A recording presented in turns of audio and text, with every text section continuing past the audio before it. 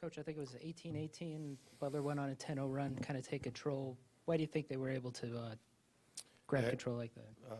Even when it was 18-18, I didn't think we were playing particularly well, and a lot of that had to do with Butler. I mean, I think they played an outstanding game,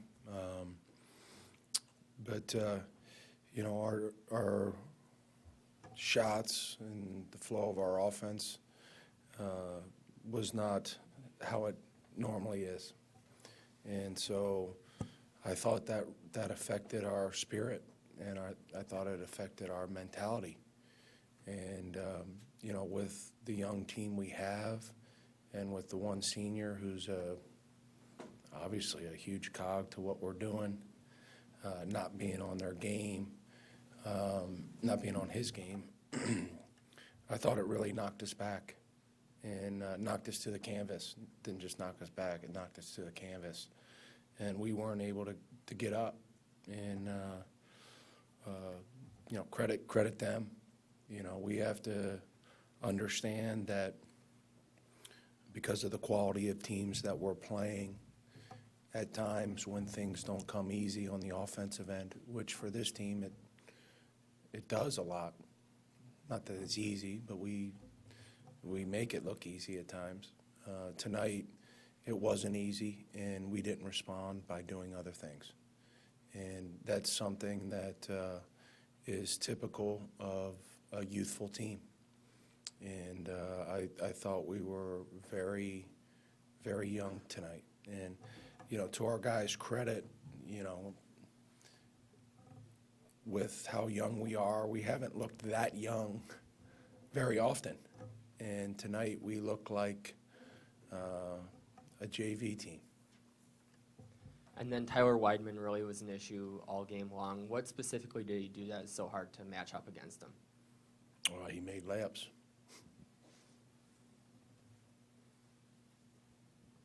Is this a game film that you just trash right away, or do you look at it tonight? Oh, no, I mean, every game there's an evaluation. I don't know if I necessarily need to watch the film to evaluate what I think was some of the problems. But, in the Big East, you got to be able to pick yourself off the canvas because we got a great Providence team coming in. And so there's some things we have to learn from this. With our group, every learning opportunity is important because for a lot of guys, even beyond our freshmen, it's the first time going through this in the current roles they're in. We have to learn from it, and then we got to get on to the next thing because the waves keep coming. The waves are continuing to come to shore. So you can't stay too long in something that has happened that's really good, and you can't stay too long in something that's happened that's obviously not very good. Coach, you perhaps just addressed my question. You almost beat the #1 team in the country Sunday, and I just wonder if the emotional expenditure that might have flattened your guys out a little bit, or that's kind of hard to quantify. Yeah, again, there's no excuses. I mean, obviously our guys expended a lot of energy, but they also have great respect for Butler, and I think they also it was made clear to them how critical a game this was. We just did not handle any facet of the game well, and like always, that's always my responsibility, and so I have to do a better job coaching. At the end of the day, it's on me, and I've got to coach them better and get them ready for Providence. Why do you feel that they were able to get so many shots and shoot so well? I mean, they shot 60% tonight. Yeah, well, I mean, one, they're a really good team, and I thought they were clicking on all cylinders. I mean, they have, I think, in Baldwin and Martin, two of the top players in our conference, and that's a great starting point. I think their other kids complement them incredibly well.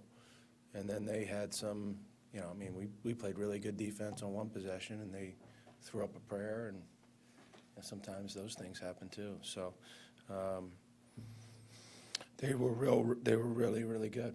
And I I give them credit. They played a big-time game, and we did not put up the type of resistance that was needed to compete with them tonight. Coach, you mentioned that Butler threw up a couple of prayers that went in. It seemed like on some possessions, Butler just played good offense or got in contested shots. How much of tonight's scoring output was them playing good offense, and how much, in your opinion, was defensive breakdowns? Well, I'll have to study the tape, but obviously I think there's probably a combination of both. I mean, I think they hit some tough shots, and they have some tough shot makers. And there's also going to be plenty of defensive breakdowns that we evaluate as well.